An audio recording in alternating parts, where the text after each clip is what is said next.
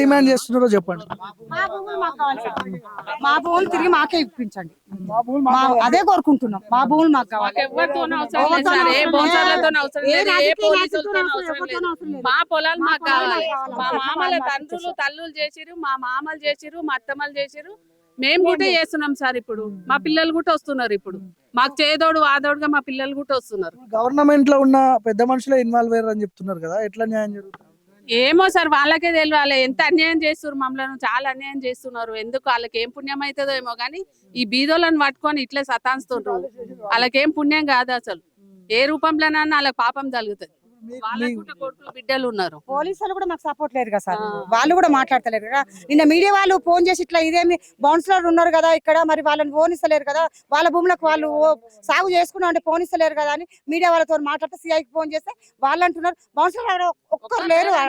30 మందిని పెట్టుకొని తీసుకుంది, 30 మందిని కూడా తీసుకుంది మేడం మీడియా వాళ్ళు, మిర్రర్ టీవీ వాళ్ళు, బిగ్ టీవీ వాళ్ళు వచ్చారు. వాళ్ళు తీసుకున్నారు. వాళ్ళు తీసుకున్నప్పుడు సిఐతో ఫోన్ చేసి మీరు ఏం చేస్తున్నారు ఇక్కడ, మీరు మాట్లాడారా, వాళ్ళు రైతులు వచ్చి ఇక్కడ మాట్లాడుతున్నారు, మీరు ఎందుకు చేస్తలేరు అని అంటే ఏం లేదు మేము ఏం లేదు బౌన్సర్ పెట్టి అది చేస్తున్నారు కదా అని అంటే వాళ్ళకి భయం అవుతుంది. అంటే ఒక్క బౌన్సర్ లేరు అని చెప్తున్నారు.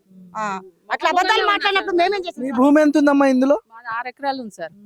ఎప్పటి నుంచి సాగు చేస్తారు మీరు? 70-80 ఏళ్ళ సంది చేస్తున్నాం సార్. మా మామల తల్లులు తండ్రులు చేస్తారు, మా మామలు చేస్తారు, మేము చేస్తున్నాం సార్. ఇప్పుడు ఇంత అన్యాయం చేసి ఇట్లా చేస్తారు. వాళ్ళకి ఏం పుణ్యం అవుతుందో ఏమో. మా ఉసురు వాళ్ళకి ముడుతుంది, మా పిల్లలు ఉసురు, మా ఉసురు అందరికి ముడుతుంది.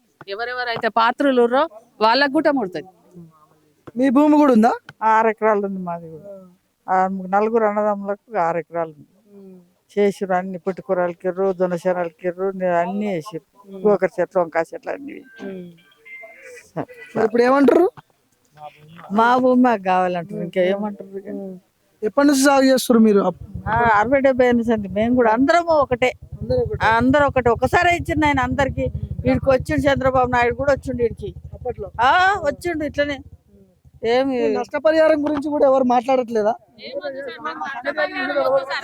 మాకే కావాలి, మాకు నష్టపరిహారం అవసరం లేదు. మాకెందుకు సార్, మాకొద్దు, అవసరం లేదు నష్టపరిహారం. మా భూములు మాకు ఇప్పించండి అంతే. ఇగో వంట వార్పు కూడా చేస్తున్నారు వీళ్ళు. దాదాపు చాలా రోజుల నుంచి వీళ్ళు వంటలు ఇక్కడే, వాళ్ళకి సంబంధించిన వాళ్ళు వచ్చిన్నారు, ఇక్కడే వండుకొని ఇక్కడే తింటున్నారు. సో ఎన్ని రోజుల నుంచి జరుగుతుంది ఇది మొత్తం ఇట్లా? 15 రోజులు జరుగుతుంది వంట. అంత మొదలు ఇండ్ల కాడ తిని వచ్చి ఉండేది. ఈ వంట జరగడం 15 రోజుల సంది కార్యక్రమం పెట్టిన. చూడొచ్చు, ఇక్కడే వండుకుంటున్నారు, కూరగాయలు కట్ చేస్తున్నారు. వాళ్ళ లేడీస్ కూడా చాలా మంది ఉన్నారు. సో ఎన్ని రోజులు చేస్తారు పోరాటం ఇట్లా? మా పానం పోయినా సరే ఇక్కడే చేస్తాం. ఇక మా పానాలు పోయినా సరే కానీ ఇది ఆపేది అయితే లేదు. ఇక్కడ మా పానాలు పోయినా సరే 4 ఇళ్ళే పెట్టా సరే ఇక మా భూములలో మళ్ళీ.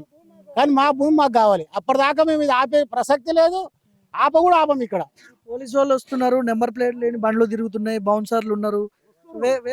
బౌన్సార్లు వస్తారు, పోలీసు వాళ్ళు వస్తారు. ఇక గింత విషయంగానే పోలీసు వాళ్ళు వస్తారు, బౌన్సార్లు వస్తారు. బౌన్సార్లు 200 మంది 150 మంది లోపల, ఒకరిద్దరు లేరాళ్ళు.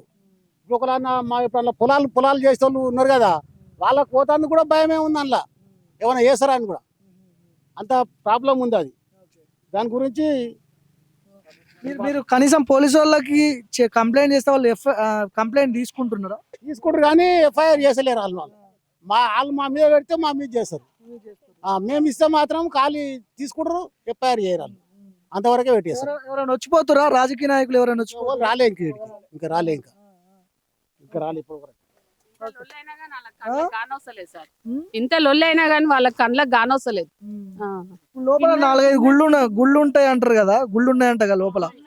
బీజేపీ వాళ్ళు ఎవరు రాలేదు? ఎవరు రాలేదు సార్, ఎవరు పట్టించుకుంటలేరు, ఎవరు రాలేదు. వీళ్ళు చదువుకోలేదు, వీళ్ళతో ఏం కాదు, వీళ్ళు నష్టపోతే మాకేం చేసేది ఉందని అట్లా తయారయ్యారు సార్ అందరు బీదోళ్ళని చూసుకొని.